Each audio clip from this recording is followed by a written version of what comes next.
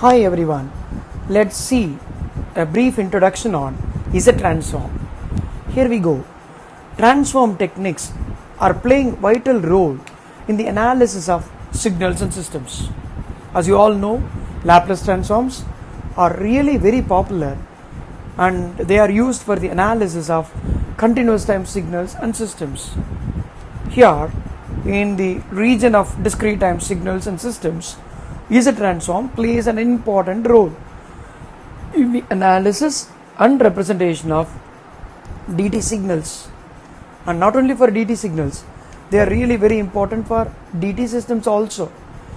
Z transform provides a kind of methodology for the analysis of discrete time signals and systems in the frequency domain. So, it is possible for you to analyze the performance of a system or the nature of a signal in the frequency domain, and this kind of method is really very efficient than its time domain analysis. Actually, this was introduced in 1947 itself, but later on it was introduced by or reinvented for discrete time signals by a group of professors from Columbia University. Hi everyone. In this class, it is proposed to discuss the basics of Z transform. Normally, transform techniques are important, very important as far as the analysis of signals and systems are considered. Laplace transforms are popular in the analysis of continuous time signals and systems. Similarly, Z transform also playing a vital role in the analysis and representation of discrete time signals and systems. Z transform provides a method for the analysis of DT systems and DT signals in the frequency domain. The analysis in frequency domain is found to be more efficient than the analysis carried out in time domain. A transform of the sample to signal is actually not proposed in the year when the Z transform was introduced. Z transform was introduced in the year of 1947, but it was reformulated so that it would be made more suitable for the analysis of sampled data control or sampled data analysis, sampled signal analysis. It was done by a group of professors from Columbia University. It was reformulated in 1952. Thereafter, they started using it. So, Laplace transform was very much popular for CT signal and system analysis, whereas Z transform is popular for the analysis of DT signals and DT systems in frequency domain. What is Z transform of a sequence of numbers or x of n, discrete time signal x of n, that can be calculated using the formula summation x of n into z power minus n, where n varies from minus infinity to plus infinity. Z is a complex variable. Z is a complex variable. And you can notice that Z is represented by real plus imaginary part value. You can see that u and v are real and imaginary values of Z. U and v values can take values from minus infinity to plus infinity. It is actually represented by a two-dimensional complex plane. The complex plane over the horizontal axis, normally the values of u will be taken, and over the vertical axis, normally the complex quantity or the imaginary part of Z will all be taken. U, v, the range of values will be from minus infinity to plus infinity. You can notice, and any point on this circle, it is formulated as a circle, will be given with r as its radius and omega as its angular frequency component. You can notice that Ez is equal to r into e power j omega. r into e power j omega, where magnitude r is given by real part squared plus imaginary part squared, and omega is given by tan inverse of v by u, or it is called in the name of phase argument of z, or magnitude of ez. In fact, this is what we have given it.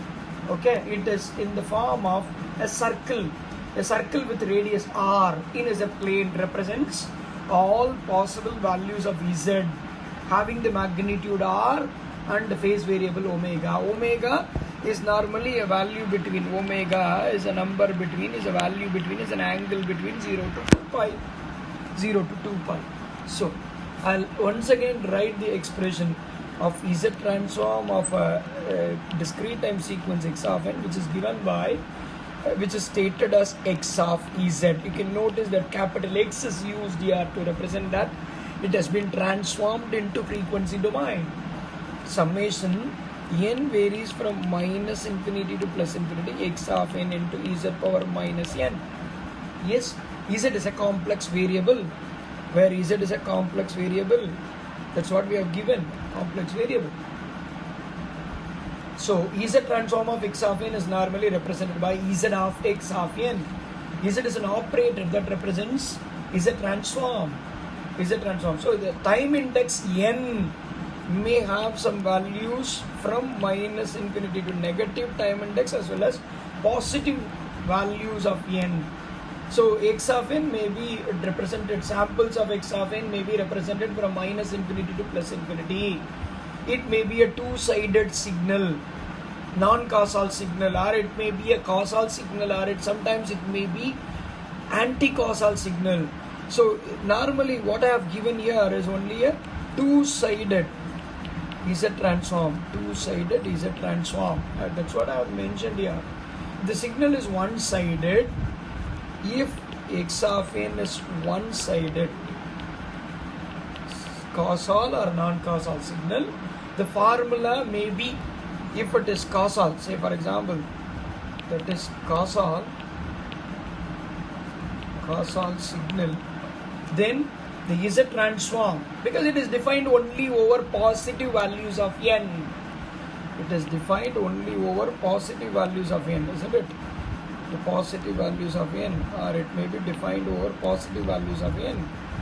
Here and all the values are over the negative axis. You can find that the values of x of n is found to be simply zeros, right? Only for n greater than or equal to 0, the sequence is defined. Okay, in such cases you can find out that there is a change in the methodology followed. What is it?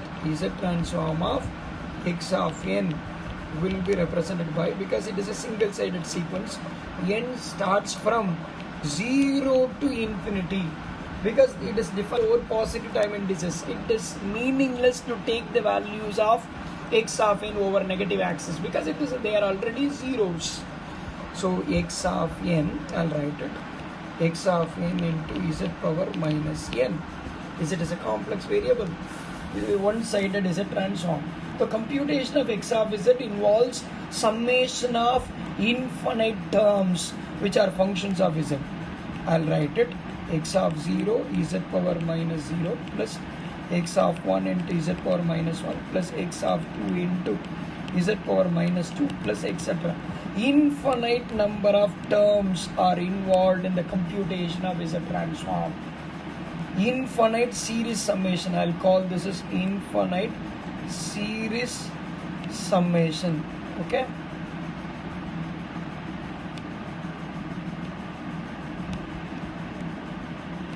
infinite series summation. Is this clear to you? Shall I proceed? Okay, summation over infinite number of terms which are functions of z. So it is possible that the infinite series may not converge to a finite value. May not, I'll write the condition here, may not converge to a finite value. So you must know about the conditions for the convergence. You must know about the conditions for the convergence, right? Does not to finite value for certain values of z. Therefore, for every x of z, x of z, there will be a set of values. There will be a set of values of z for which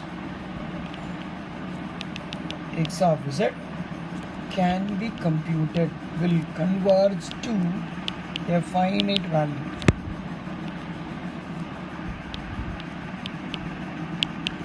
Can be computed. Such set of values will lie in a particular region. Such values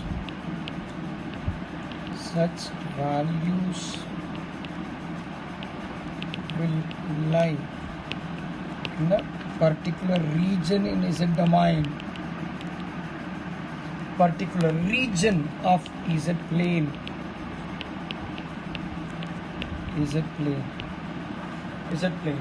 And this region is alone called in the name of, the region is called as, this region which contains the set of all Z values for which x of Z converges to a finite value. The region is called as, ROC,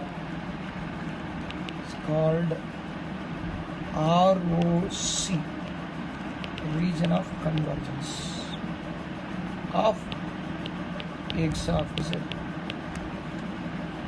Is this okay? Shall I go to the next one? Inverse Z transform. How to compute? Because you know very well that Z transform of any discrete time sequence is provided by summation n varies from minus infinity to plus infinity x of n into Z power minus n.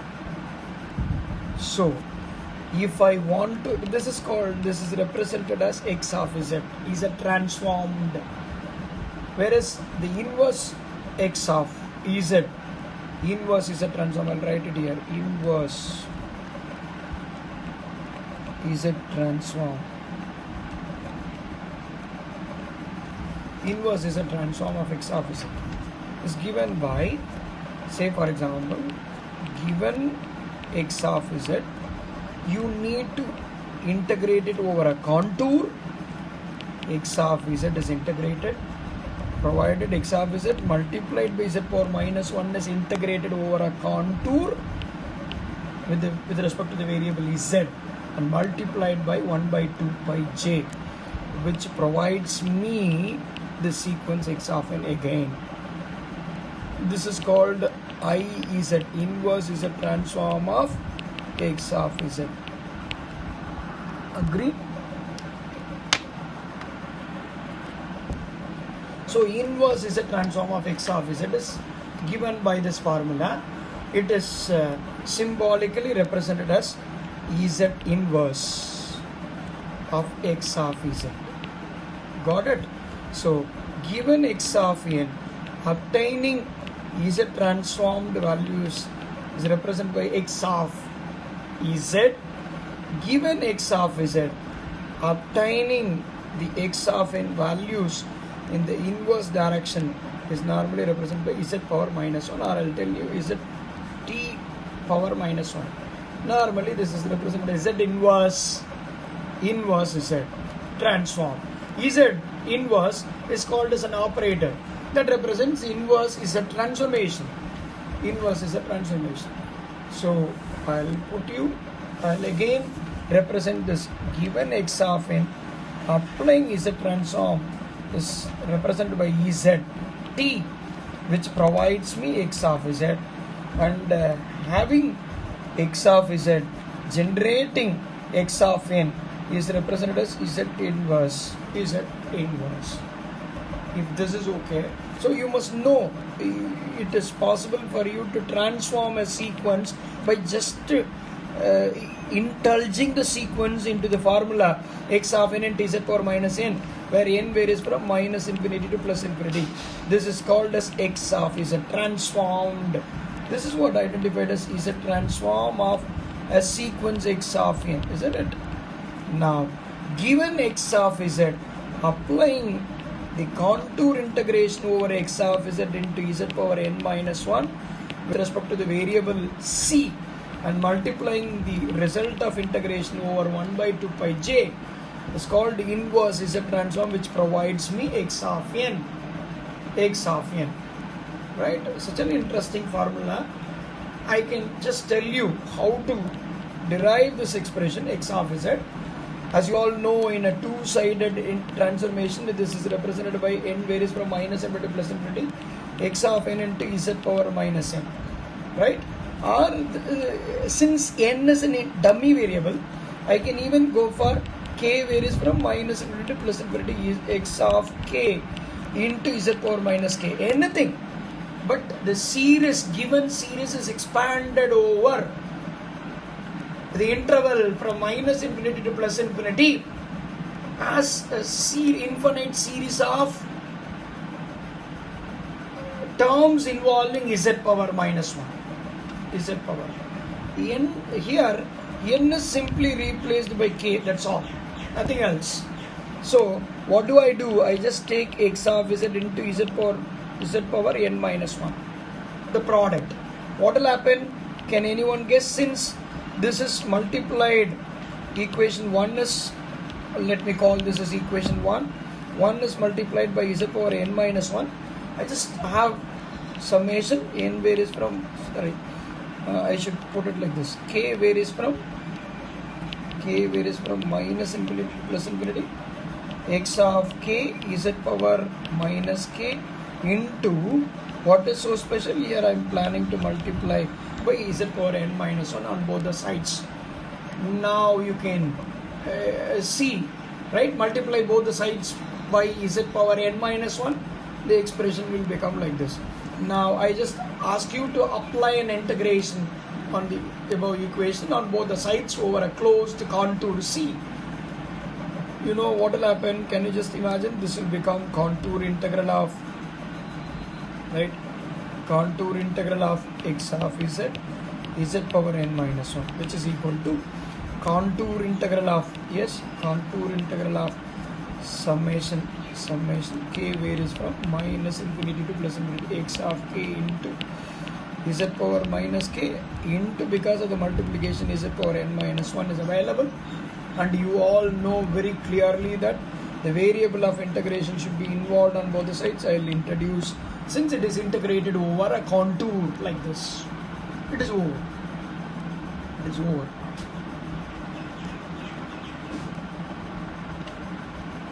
Right? If this is available like this, then I'll ask you to interchange the order of summation and integration.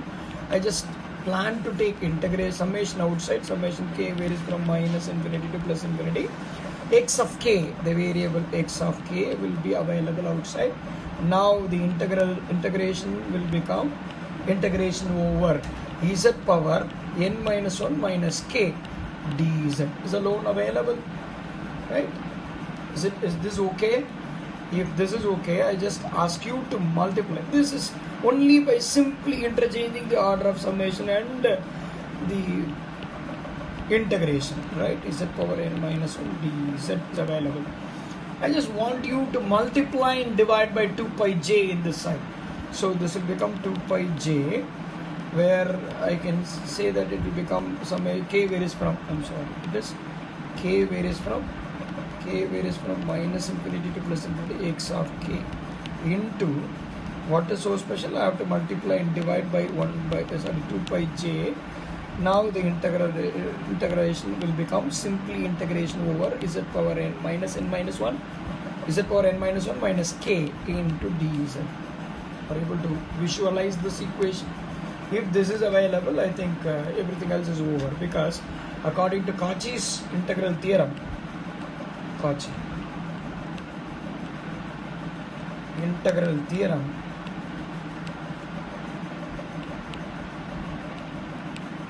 I just want to mention that 1 over 2 pi j contour integral of z power n minus 1 minus k dz can be represented as 1 if k is equal to n. Otherwise, the result of this integration is simply 0 if k, yes, is not equal to n. Now you can notice that the entire expression becomes 1 isn't it? Just look at it. This part will become 1, right? If k is equal to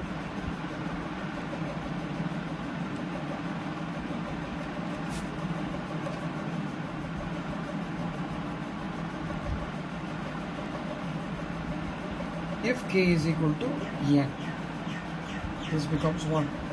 So this result will become simply, did you notice, only when k is equal to n,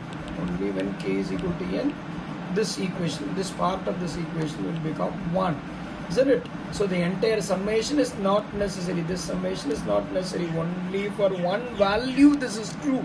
This will become 1. The remaining, even though you express this expanded over minus infinity plus infinity, only at a point where k is equal to n, that part, that integral becomes 1, and x of k will become x of n. So I can simply write this as, I'll write the left hand side. What is the left hand side expression? This is contour integral of x of z power n minus 1 dz. So I'll write it like this, right? I'll represent contour integral of x of z power n minus 1 dz is available. This is equal to, on the left hand side you have seen it is 2 pi j summation k varies from minus infinity plus infinity x of k into 1 by 2 pi j contour. Yes, contour integral of z power n minus 1 minus k into dz. Now you can notice that this part becomes 1 if k is equal to n. If k is equal to n, then this expression will become simply 2 pi j into x of n. 2 pi j into x of n. Now from this relationship, if you bring this 2 pi j to the other side, it will become 1 by 2 pi j, and it will become simply contour integral of x of z power minus n minus 1 dz. So that is how it is represented. X of n is equal to 1 by 2 pi j contour integral of over a closed contour integral of x of z into z power n minus 1 into dz, with the ROC, within the ROC of x of z, which encloses the origin also, that we will discuss. So this is called inverse Ez transform of x of Ez. Given x of z, obtaining the time domain expression is this much easy, where you have to take x of z multiplied by z power n minus 1, and then the product will be integrated over a closed contour C with the ROC of x of z, within the ROC of x of z. Right? I just want to mention one more point to you. Normally x of z will be represented as a polynomial or as a rational function of z. In fact, ratio of two polynomials in z are z power minus 1. You can notice that this will become numerator by denominator expression, ratio of two polynomials. So b0 plus b1 z power minus 1 plus etc. b2 z power minus 2 plus bm z power minus m divided by a0 plus a1 z power minus 1 plus a2 z power minus 2 etc. an z power minus n. You can notice that n of z denotes numerator polynomial, right? Polynomial of x of z, and d of z denotes denominator polynomial of x of z. So it is a ratio of two polynomials. It's a ratio of two polynomials, and there is a possibility, as in this case of Laplace transform, it is possible for you to pick out b0 as a common factor outside. So this expression will become 1 by b1 by b0 z power minus 1 plus b2 by b0 z power minus 2 plus etc. The last term will become bm by b0 z power minus m.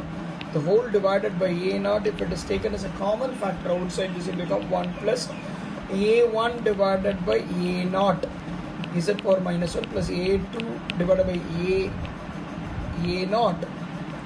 divided by a0. Correct? If this is not clear, I am ready to write it. a2, yes, a2 by a0 z power minus 2 etc. The last term will become an by a0 z power minus n.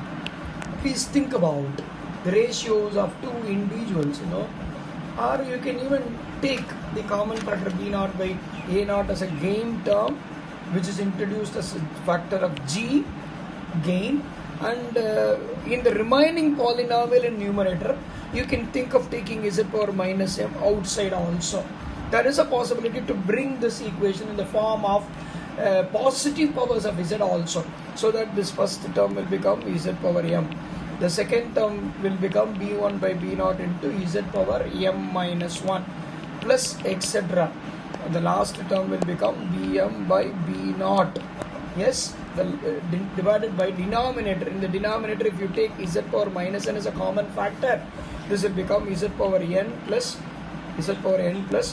a1 by a naught z power n minus 1 plus etc. The last term will become an by a naught z power minus n is taken as a common factor, so this will become simply an by a naught. So now you can notice that the z will become simply ratio of two polynomials. If capital M is equal to n, then you can notice that z power minus m by z power minus n will also become 1, will get cancelled. If z is equal to m is equal to n, these two terms will get cancelled. Now you can notice that the expression x of z can be written as simply a factor gain multiplied by a polynomial in z in the numerator and a polynomial in z in the denominator, positive powers.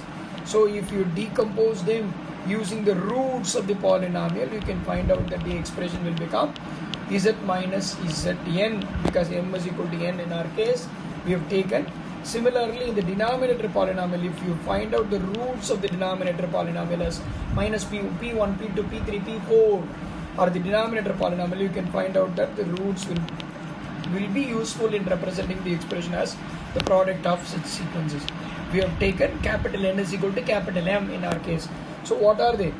The first one, z1, z2, z3, z4, z5, zn are all called the roots of the numerator polynomial. Roots of the numerator polynomial, I'll mention it, numerator polynomial, or you can mention if the value of z,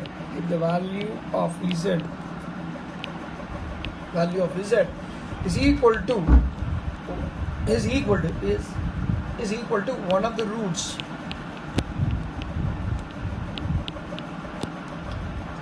One of the roots z1, z2, z2, z3, zn. If it is equal to any one of these values, what will happen? You can just imagine this x of z becomes 0, isn't it? If z is equal to z1, that's all, the x of z will become 0. If z is equal to z2, that's all, this x of z will become 0. Correct? Think about it. Similarly, you can notice the denominator roots, the roots of the denominator polynomial. The value of z is equal to one of the roots of denominator polynomial function, x of z. What will happen? This will become simply if z is equal to p1. Occasionally, if it happens to be z is equal to p1, what will happen? Just imagine, if z is equal to p1, what will happen? This x of z will become infinity. Even if z is equal to p2, certainly this x of z will become infinity. So that's what I say. Roots of the denominator polynomial will all be called as poles. P1, P2, P3, P4, P5, P1, P2, P3, P4, Pn are all called poles of this x of z, whereas z1, z2, z3, z4, z5, z6, etc. will all be called as zeros of the polynomial. Zeros of the polynomial. So the function x of z attains infinite values at poles. Don't forget it. At poles, the x of z attains a value as infinity. At zeros, the x of z attains 0. So ROC should not include poles. I'll mention about it.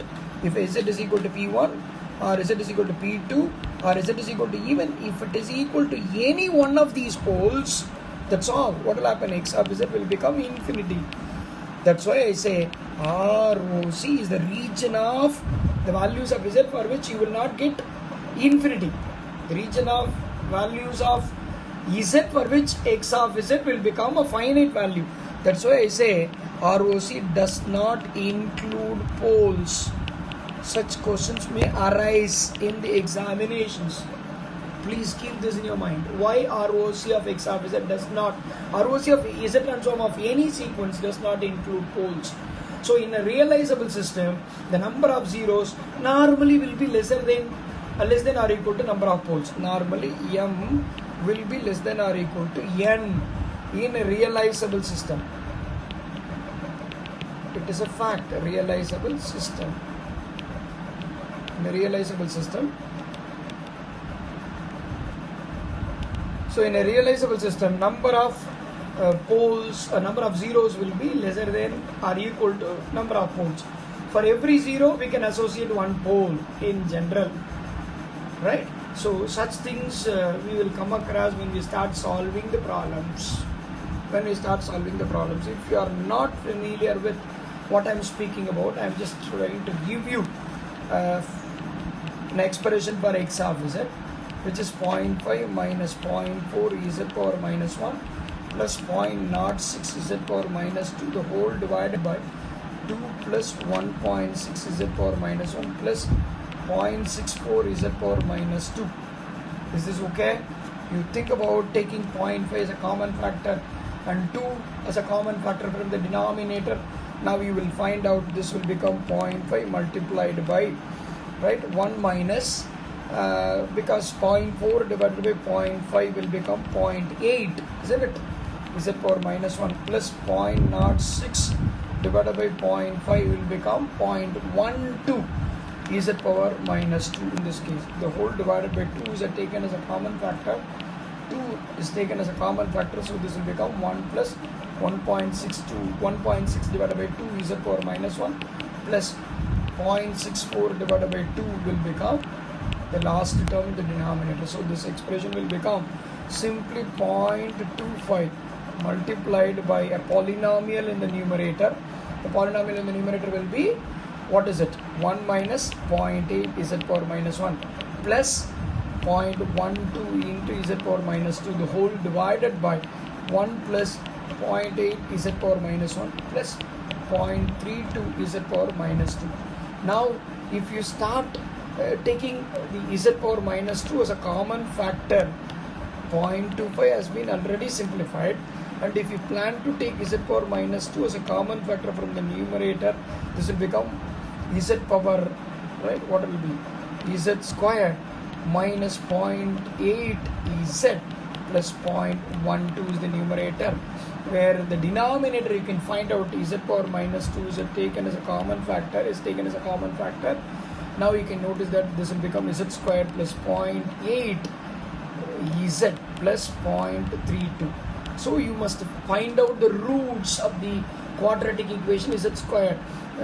What are the roots? You have to find out the roots of the numerator quadratic equation and the denominator quadratic equation. If the roots of the quadratic equation is z squared minus 0.8 z plus 0.12 or say for example 0.6 comma 0.2, whereas the denominator, if you find those values are equal to simply 0.4 plus or minus j 0.4.